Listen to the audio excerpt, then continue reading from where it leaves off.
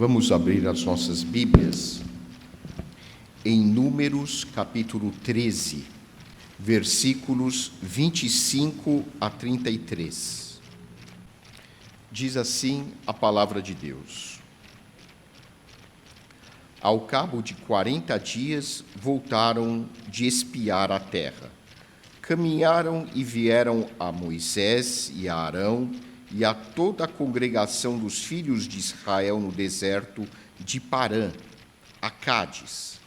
Deram-lhes conta a eles e a toda a congregação e mostraram-lhes o fruto da terra. Relataram a Moisés e disseram: Fomos à terra a que nos enviaste, e verdadeiramente mana leite e mel. Este é o fruto dela. O povo, porém, que habita nessa terra é poderoso, e as cidades muito grandes e fortificadas. Também vimos ali os filhos de Anak. Os amalequitas habitam na terra do Neguebe. Os heteus, os jebuseus e os amorreus habitam na montanha. Os cananeus habitam ao pé do mar e pela ribeira do Jordão.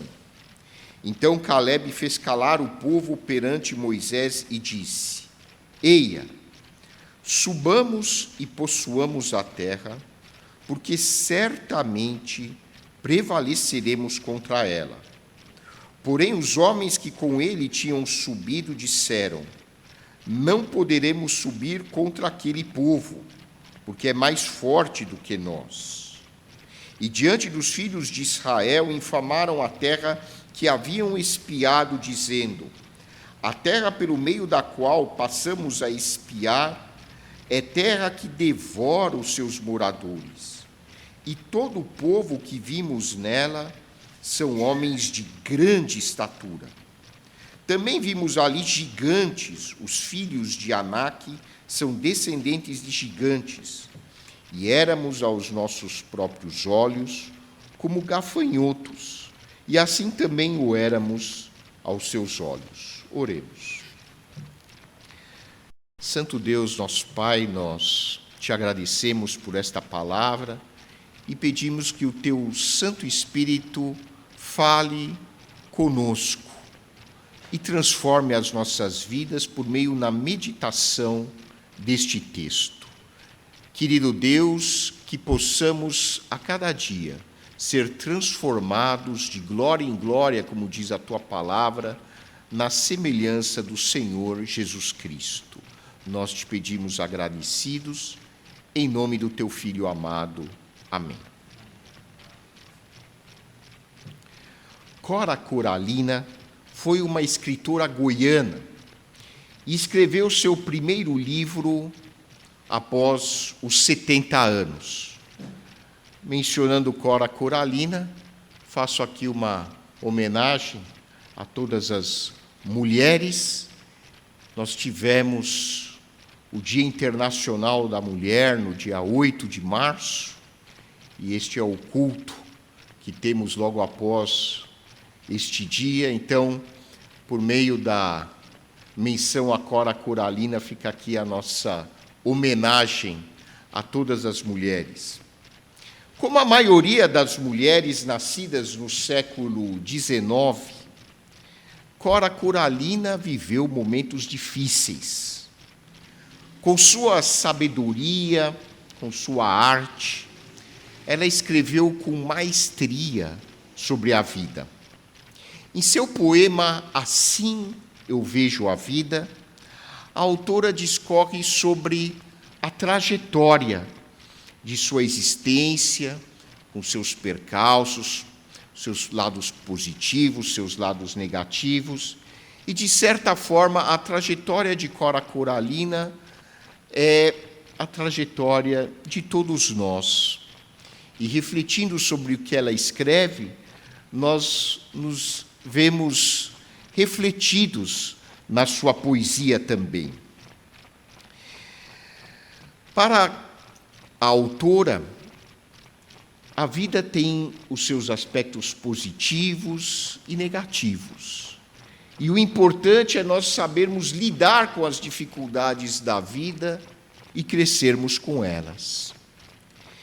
Ela escreveu em seu poema Assim Eu Vejo a Vida. A vida tem duas faces, positiva e negativa. O passado foi duro, mas deixou o seu legado. Saber viver é a grande sabedoria, que eu possa dignificar minha condição de mulher, aceitar suas limitações e me fazer pedra de segurança dos valores que vão desmoronando. Nasci em tempos rudes, aceitei contradições, lutas e pedras como lições de vida, e delas me sirvo, aprendi a viver. Nós nos perguntamos, muitas vezes, por que nós sentimos e agimos de determinadas maneiras que resultam no nosso sofrimento físico e emocional. Durante séculos, a maioria das pessoas imaginou, e até hoje a maioria das pessoas ainda imagina, que os nossos sentimentos, as nossas atitudes, são causadas principalmente pelos acontecimentos ruins da vida. Como escreveu Cora Coralina em seu poema, de fato, a vida tem muitas situações ruins, circunstâncias negativas. Na vida nós passamos por momentos muito amargos. Nós acabamos de viver um acontecimento muito ruim no litoral norte, aqui do estado de São Paulo. Muitas pessoas, de um momento para outro, perderam simplesmente tudo o que tinham, inclusive o seu lar. E muitas pessoas imaginam assim: nós somos escravos dos acontecimentos, nós somos vítimas da situação em que nós nos encontramos. Muitas pessoas também pensam: nós somos escravos do nosso passado. Aquilo que aconteceu no meu passado vai certamente influenciar os principais acontecimentos do meu futuro. Então eu não tenho como me libertar do passado. E as pessoas então vivem escravas das circunstâncias em que se encontram e vivem escravas de um passado que não podem alterar. Quantas pessoas dizem assim: olha, se você soubesse o que eu passei na minha infância, você ia entender o porquê eu me sinto assim hoje.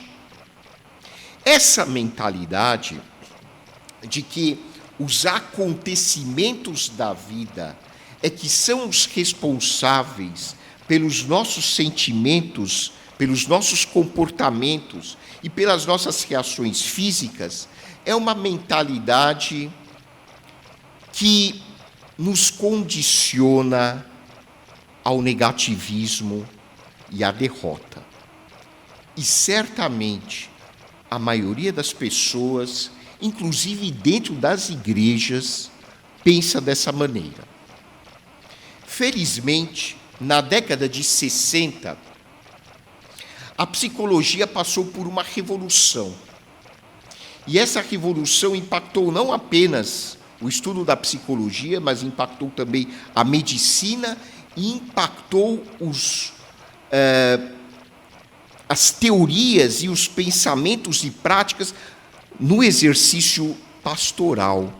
Então, hoje, muitos pastores já recebem uma formação diferente graças a essa revolução que ocorreu na década de 60. Um psicólogo chamado Albert Ellis e um psiquiatra chamado Aaron Beck revolucionaram a psicologia e a psiquiatria introduzindo um modelo novo, chamado modelo cognitivo. O que é o modelo cognitivo? Segundo esse modelo, os nossos sentimentos, os nossos comportamentos e as nossas reações físicas não são resultado dos acontecimentos da vida, mas são um resultado das nossas crenças mais profundas. São um resultado da nossa maneira de pensar sobre os acontecimentos da vida. Ou seja, não são os acontecimentos da vida, não são as circunstâncias em que nós nos encontramos, não são as situações que vivemos que determinam a maneira como nós nos sentimos, mas são as nossas crenças, as nossas ideias, o significado que nós damos às circunstâncias, a nossa história de vida, que vão resultar nos nossos sentimentos, comportamentos e reações físicas. Nós não temos como mudar, muitas vezes, os acontecimentos. Nós não temos como mudar a nossa história de vida. Aquilo que você viveu, você já viveu. Faz parte da tua história. Você não tem como apagar aquilo que foi traumático na sua vida. Mas nós podemos, você e eu podemos mudar o significado que nós damos a esses acontecimentos negativos. Nós podemos mudar a nossa maneira de enxergar a vida. Nós podemos modificar as nossas crenças mais profundas, as nossas ideias, que muitas vezes estão contaminadas por superstições, por preconceitos, que nós trazemos do nosso ambiente familiar e cultural. Em outras palavras, Aaron Beck e Albert Ellis nos ensinaram que para nós melhorarmos os nossos sentimentos, para nós termos comportamentos mais saudáveis, para nós nos livrarmos, às vezes, de sensações físicas muito ruins, desagradáveis, nós precisamos aprender a enxergar a vida de uma maneira diferente. Nós precisamos aprender a mudar a nossa maneira de pensar. Nós precisamos refletir sobre as nossas crenças mais profundas, as nossas crenças sobre o que eu sou, sobre o que o outro é e sobre o que a vida tem para mim, o que a vida significa para mim. E nesse aspecto, a Bíblia traz uma grande ajuda para as nossas vidas. Por quê? Porque a Bíblia ensina, do começo ao fim, sobre fé. E a palavra fé, no original grego em que o Novo Testamento foi escrito, significa crença. Fé, em grego, é crença. Ter fé, em grego, significa crer. Mas a palavra fé não significa uma crença superficial, uma crença apenas intelectual. Fé, na língua grega, significa aquela crença profunda, que envolve todas as dimensões do nosso ser e que molda os valores mais importantes e profundos das nossas vidas. Isso é fé. E a Bíblia nos ensina, muito antes da psicologia, que ter crenças saudáveis, ter crenças que se baseiam em valores mais profundos e construtivos, é fundamental para nós vivermos de uma maneira mais harmoniosa, melhor, mais positiva. E a Bíblia nos ensina isso há muitos e muitos séculos.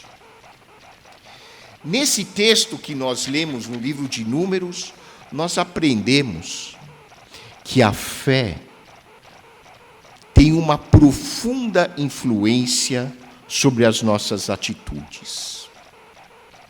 O que nós podemos aprender sobre a verdadeira fé, aquela fé que pode transformar as nossas vidas? Esse texto do livro de Números nos mostra as principais características da fé, as características daquela fé que podem transformar você de uma pessoa derrotada em uma pessoa vitoriosa, de uma pessoa que vive no piloto automático em uma pessoa que vive com um propósito, que entende que a vida tem um sentido especial para você. E a primeira característica da fé é que ela olha para Deus e para suas promessas. O livro de Números narra um episódio que aconteceu, mais ou menos, de acordo com os estudiosos, entre 1400 e 1200 a.C. Os judeus estavam no Egito, foram escravizados durante cerca de 400 anos lá, e foram libertados por Moisés. Esse acontecimento é chamado na Bíblia de Êxodo. Moisés liderou o êxodo do povo hebreu do Egito rumo à terra prometida, a terra de Canaã. 2 anos depois que eles saíram do Egito, eles pararam num deserto chamado deserto de Parã. Estavam numa cidade chamada Cádiz, que é Cádiz Barneia.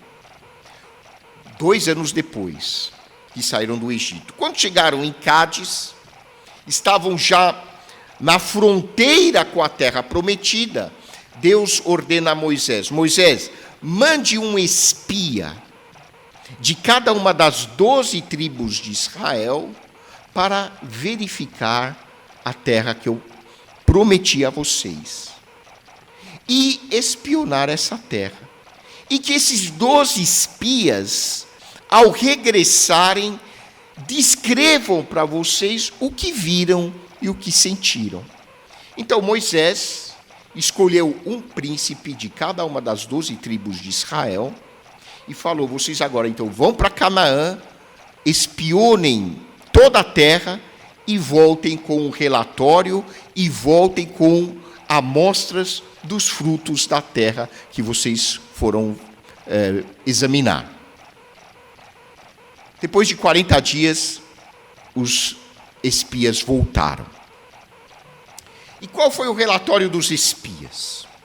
Olha, essa terra para a qual nós estamos indo é uma terra que de fato tem muita fertilidade. Tem muito leite, muito mel. Essa expressão maná, leite e mel é uma expressão que na língua hebraica significa é uma terra profundamente fértil, rica. Só que tem um detalhe. As pessoas lá são gigantes. Nós parecíamos gafanhotos quando comparávamos a nossa altura à altura dos habitantes daquela terra. Essa terra tem povos muito fortes militarmente. Ou seja, não é para a gente a bênção. E o povo ficou profundamente influenciado por esse relatório negativo dado pelos espias, a ponto de quererem matar Moisés e começarem um levante para voltar ao Egito. Olha o que é mente de escravo, mente de escravidão. Ou, usando um termo da análise transacional, um script de escravidão. O povo foi escravizado durante 400 anos, foi libertado milagrosamente por Deus, e quando está prestes a tomar posse da bênção que Deus prometeu, essa bênção não é para mim. Vamos voltar para o Egito. É melhor viver como escravo no Egito do que viver nessa terra, porque eles vão nos massacrar. Diante desse relato, um dos líderes, Caleb, levantou e disse: nada disso. Se Deus prometeu que essa terra seria nossa, não importa a altura dos habitantes, não importam as dificuldades que nós vamos encontrar, se Deus prometeu que essa terra será nossa, vamos avançar, porque Deus não mente, Ele cumpre a sua palavra. Isso é fé. A vida é assim, meus irmãos. Na vida, nós vamos enfrentar muitos obstáculos. Nós vamos enfrentar muitas dificuldades. O próprio Jesus disse: no mundo passareis por aflições, mas tende bom ânimo. Eu venci o mundo. A nossa vida, como escreveu Cora Coralina, tem momentos bons e tem momentos maus. A fé ajuda a gente a lidar com esses momentos maus, com essas pedras, com essas dificuldades, com esses obstáculos, e aprender a ter sabedoria para manejar essas dificuldades. Porque a promessa de Deus é que nós seremos vitoriosos. Por isso que Paulo escreve lá na carta aos Romanos, Romanos 8, versículo 28, que para aqueles que amam a Deus, todas as coisas cooperam para o seu bem. Ou seja, se Deus permite que você enfrente uma dificuldade, um obstáculo, é porque você precisa passar por esta circunstância para crescer espiritualmente como pessoa. Deus jamais vai permitir que você entre em contato com uma dificuldade para sair derrotado. Nunca. Essa é a promessa de Deus.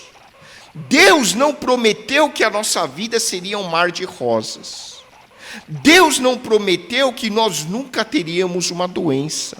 Deus não prometeu que nós não íamos perder pessoas queridas da família. Deus nunca prometeu que nós jamais ficaríamos desempregados. Pelo contrário, Jesus avisou: olha, vocês vão passar por momentos de aflição.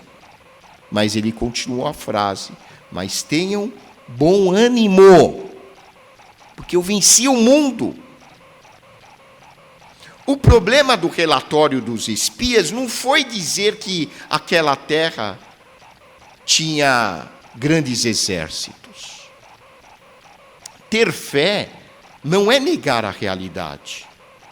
Aqueles espias não estavam mentindo quando disseram que havia pessoas de grande estatura lá, que os exércitos dos cananeus eram muito poderosos. Eles não estavam mentindo.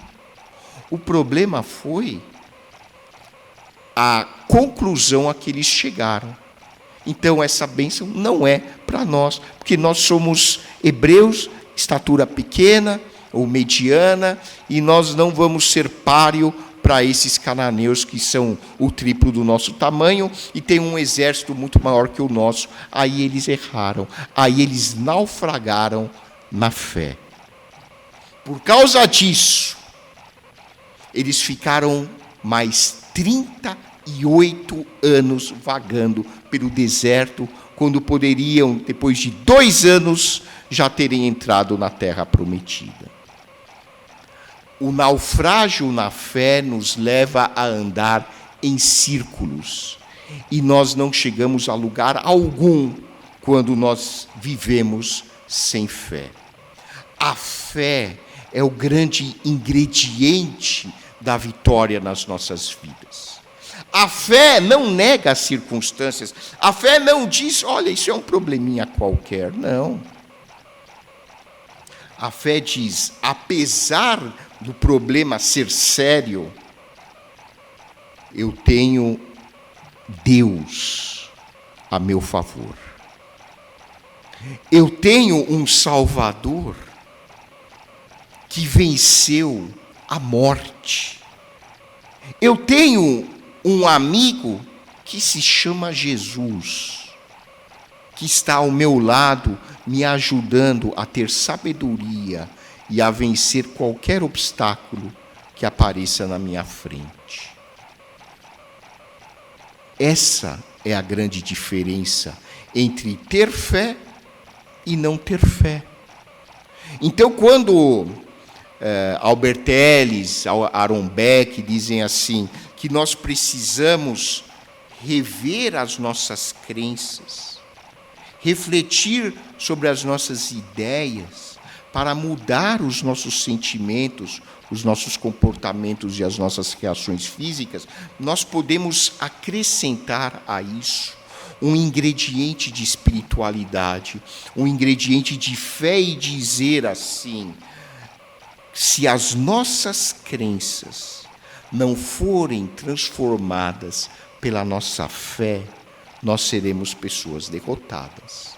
Mas, se eu modificar as minhas crenças derrotistas por meio da fé em Deus, por meio da fé nas suas promessas, por meio do amor que Deus revelou a mim por meio de Jesus Cristo, aí sim eu consigo de fato mudar os meus sentimentos, mudar os meus comportamentos e melhorar aquelas sensações físicas desagradáveis que ocorrem nos momentos em que eu estou angustiado, ansioso ou deprimido.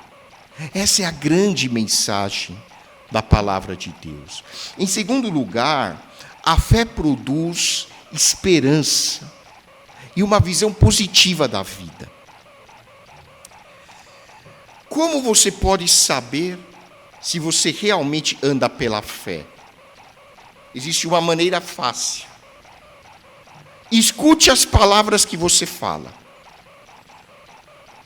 Se as suas palavras são palavras que têm uma conotação quase sempre negativa, se o relatório, que nem o relatório dos espias, se o relatório que você faz da vida é um relatório negativo, você não está andando pela fé.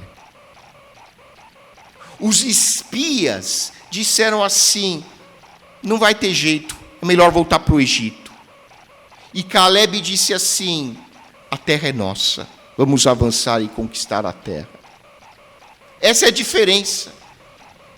A fé sempre produz um relatório positivo. E é por isso que nós podemos dar graças a Deus, porque temos fé. A fé diz assim, olha, de fato, fulano de tal da minha família está desempregado, de fato o casamento pode não estar indo muito bem, de fato meu filho está com problemas, mas, é esse mas que só a fé pode produzir, mas Deus está comigo. E eu vou superar isso. Como? Não sei. Deus vai me dar sabedoria e a cada momento Deus vai me iluminando e me ajudando a encontrar a solução.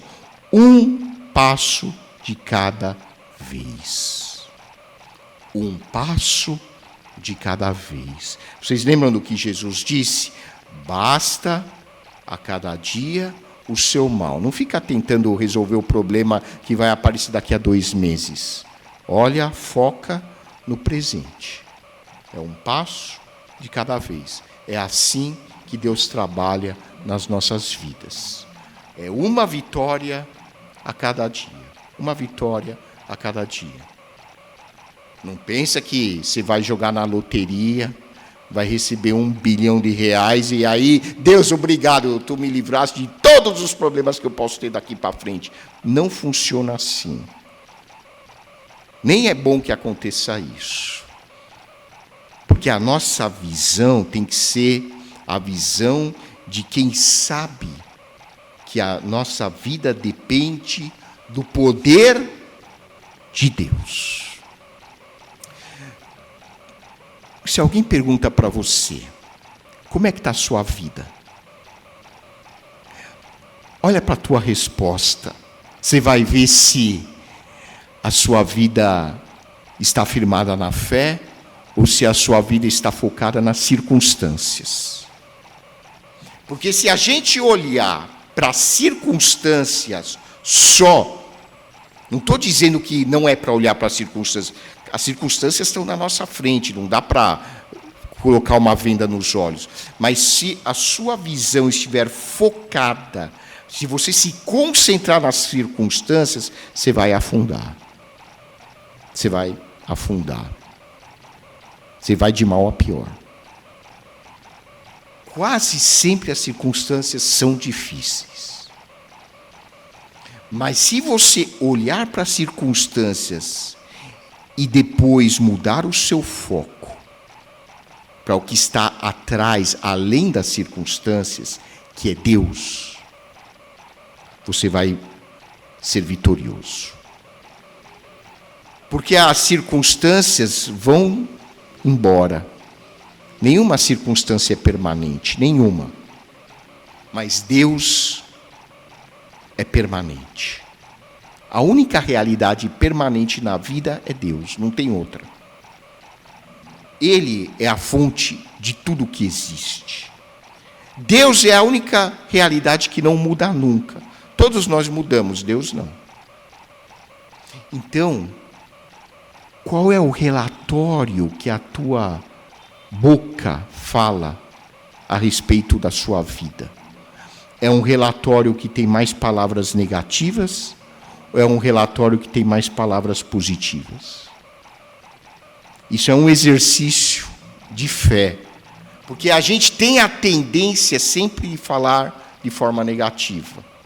Como é que está a sua vida? Está embaçado. Como é que está seu casamento? Tá difícil. E o seu trabalho? A gente vai indo, né? Isso é fé? Isso não é fé, isso é o relatório dos espias lá. Qual é o relatório da fé? O relatório de Caleb. Olha, realmente, eu estou com dificuldades, mas vamos lá, Deus está comigo.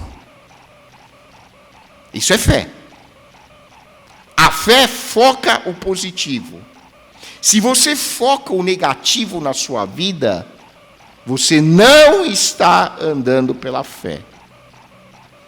Se você é aquela pessoa que anda tipo, se eu não me engano, é da nossa época, né? O Mr. Magoo, não era o Mr. Magoo que sempre tinha aquela nuvem, aquela nuvem em cima da cabeça dele.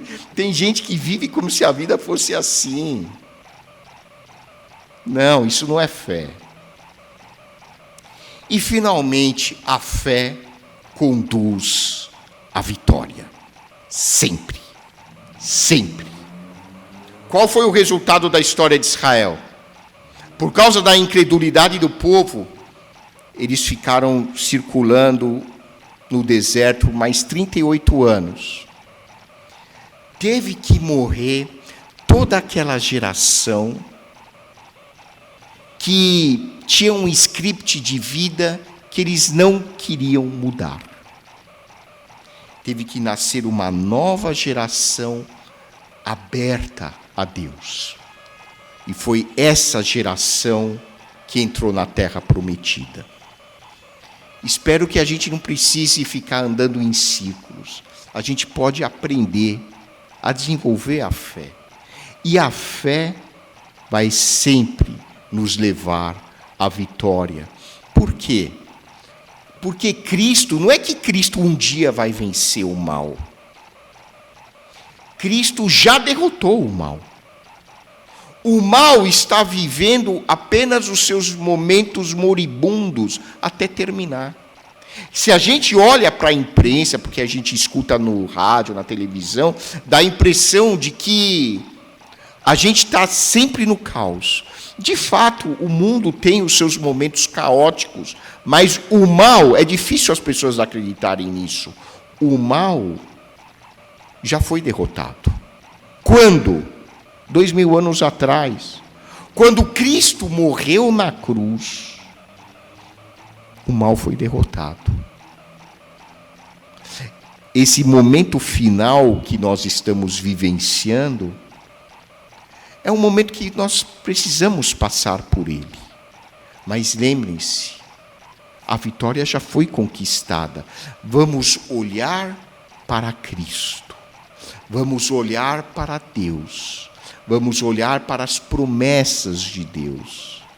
E quando nós permitimos que Deus atue em nossas vidas, nós seremos sempre vitoriosos sobre toda e qualquer circunstância, independentemente da situação que nós estivermos vivendo.